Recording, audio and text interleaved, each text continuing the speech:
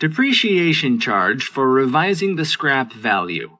AAA Co. purchased a machine with an estimated useful life of 5 years for $34,000 on 30 December 20X3.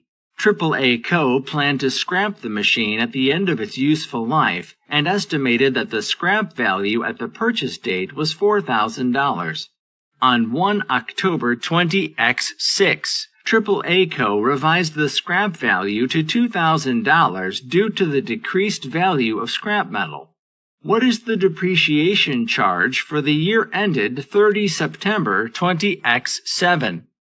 Answer: carrying amount at 1 January 2026, $34,000, minus $34,000 minus $4,000 times 3/5 equals $16,000. Revised depreciation charge.